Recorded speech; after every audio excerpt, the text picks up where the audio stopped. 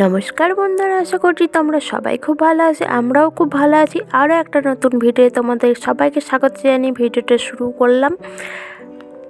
গিয়েছিলাম দোকানে মাংস আনার জন্য এবং মাংসটা নিয়ে এসে চেঞ্জ করা হয়নি। ও ফোন করে বললো দুপুরবেলায় খেতে আসবে, তাই তাড়াতাড়ি করে ভাতটা আগে বসিয়ে দিলাম।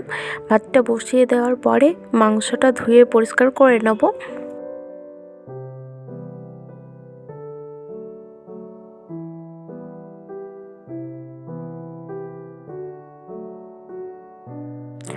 এখানে একটা সুবিধা রয়েছে, সেটা হচ্ছে আমাদের যিনি রুম মালিক তেনারই মাংসের দোকান রয়েছে। তো ওনাকে ফোন করে বলে দিলে উনি এসে দিয়ে যায়। তো আজকে আমি নিজেই গেছিলাম। ওনাকে বললে উনি ঠিকঠাক মাংসের সাইজও দেয় না, একদম ছোট ছোট করে দেয়।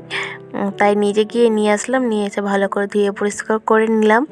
নিয়ে একদম ম্যারিনেশন করে রেখে দেবো, কেননা ও চলে আসবে, বেশি সময় নেই আলাদাভাবে রান্না করার। আমার মনে হয় ম্যারিনেশন করে মাংসটা রান্না করলেই বেশি ভালো লাগে।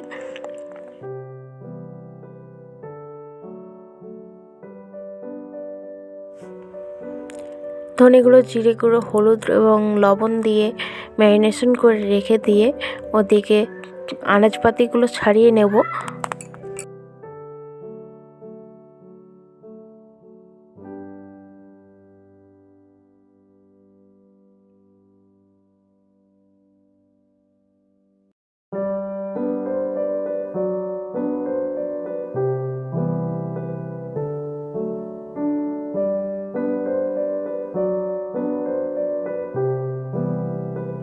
পেঁয়াজ কাটতে কাটতে আমি দেখলাম ভাতটা হয়ে গেছে, তাই ভাতের মাড়টা আগে ছড়িয়ে নিই, নাহলে ভাত আবার গলে গেলে মাংস দিয়ে একদম ভালো লাগে না।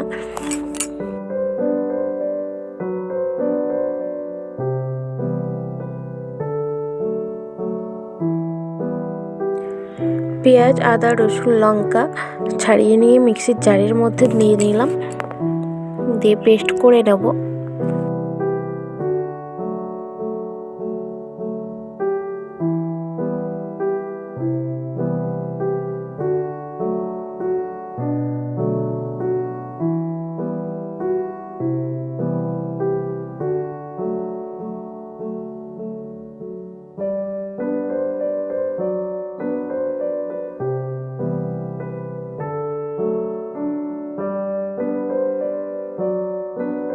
গ্যাসের একদিকে দিয়ে দিয়েছি তেল গরম করার জন্য এবং অন্যদিকে দিয়ে দিয়েছি মাংসে যে জল দেবো তার জন্য জলটা গরম করতে।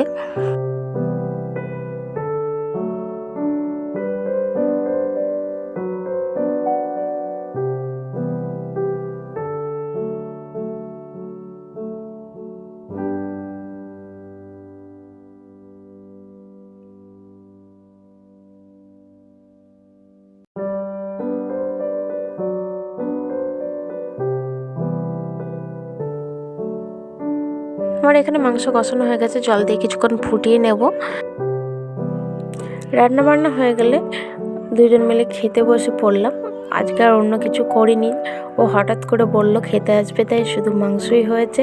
অবশ্য মাংস হলে অন্য কিছু লাগে না, তবুও বাড়িতে মা, দিদা, ঠাম্মি যারা বড়রা রয়েছে তেনারা বলে এক তরকারি ভাত নাকি খেতে নেয়, তবু আজকে সে এক তরকারি ভাতই হয়ে গেল।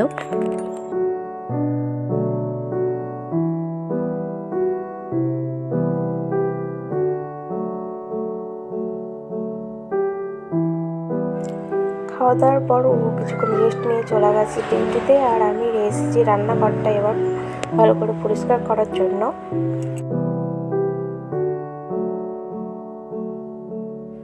গ্যাসে রান্না করার সময় পাশে যে কোটো কাটাগুলো থাকে সেখানে তেল ছিটকে পড়াতে সেগুলো মাঝের মধ্যে এরকম নামিয়ে ভালো করে পরিষ্কার করে নিই।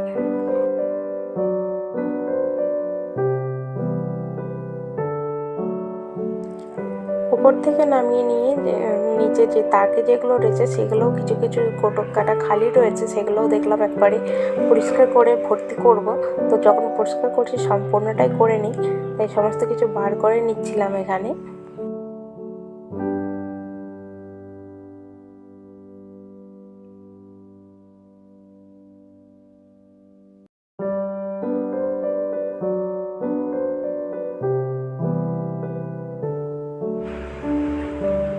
তাকে থেকে সমস্ত কৌটো কাটা নামিয়ে বারুণটা নিয়ে এসে ও জায়গাটা ভালো করে ঝেড়ে নিলাম, খুব নোংরা হয়েছিল।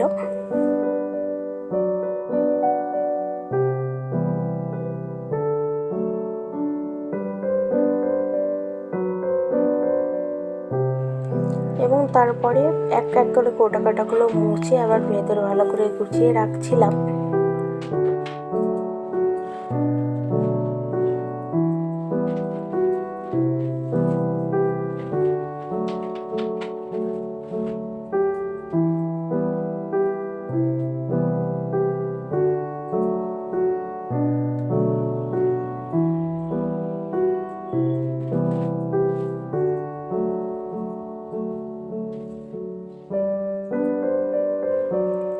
এবং তারপরে চালের ড্রামটা খালি ছিল, সেটাই ভর্তি করছিলাম একে একে। যেগুলো খালি রয়েছে সেগুলো সব ভর্তি করে নেব।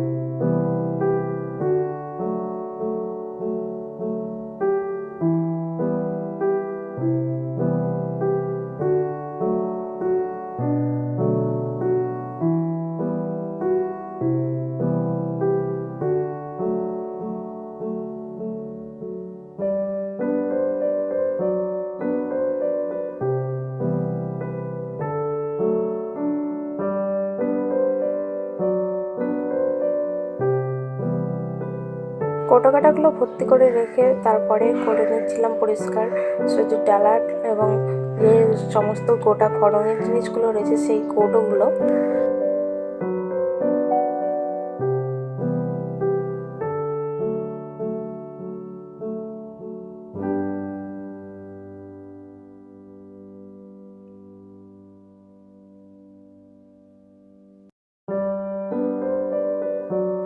রান্নাঘরের কোটোকাটা যদি রান্না করতে গিয়ে খালি থাকে এবং অপরিষ্কার হয়ে থাকে, তখন রান্না করতে একদমই ভালো লাগে না। তো পরিষ্কার করে নিয়ে দেখো এবার কত সুন্দর লাগছে, তখন কীরকম অগোছালো লাগছিল। নিজের তাকে জিনিসগুলো গুছিয়ে রেখে ওপরে সজের ডালা এবং আরও যে সমস্ত জিনিসগুলো ছিল সেগুলো গুছিয়ে নিলাম।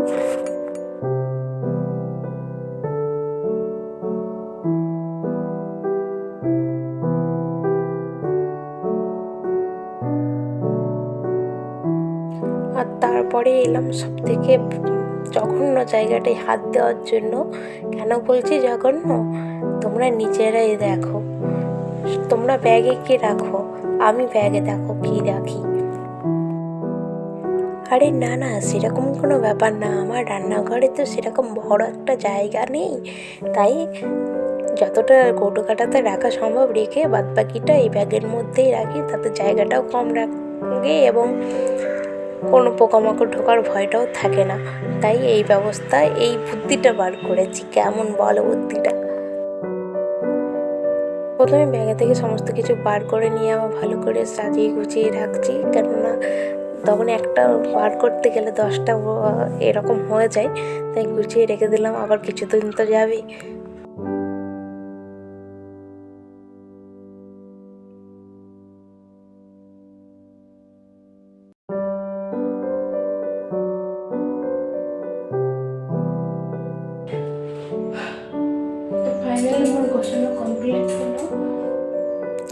সমস্ত জিনিসপত্র গুছিয়ে চলে এলাম এবার গ্যাসটা পরিষ্কার করার জন্য। গ্যাসটা একদম জঘন্য হয়ে রয়েছে।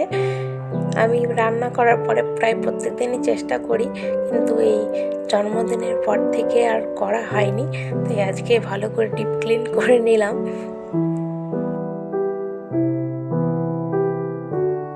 ওদিকে সমস্ত কিছু গুছিয়ে নিয়ে এলাম রান্নাঘরে সব থেকে ব্যস্ততম জিনিসটাকে পরিষ্কার করার জন্য। সেটা হচ্ছে গ্যাস। এতটাই অপরিষ্কার হয়ে রয়েছিল যেটাকে দেখে আর রান্না করতে ইচ্ছা করছিল না। তো দুপুরবেলায় আজকে রান্না করে কোনো রকম একটু জল ছিটিয়ে রেখেছিলাম পরে পরিষ্কার করবো বলে। প্রথমে একটু ভিম বার দিয়ে বুলিয়ে নিলাম এবং তারপরে ওই যে তারের যে নদীগুলো থাকে সেগুলো দিয়ে দলিয়ে এবার জল দিয়ে ভালো করে পরিষ্কার করে নিলেই ব্যাস একদম নতুনের মতন ঝকঝকে হয়ে যাবে। তোমরাও কি আমার মতন এরকমভাবে পরিষ্কার করো? জানিও।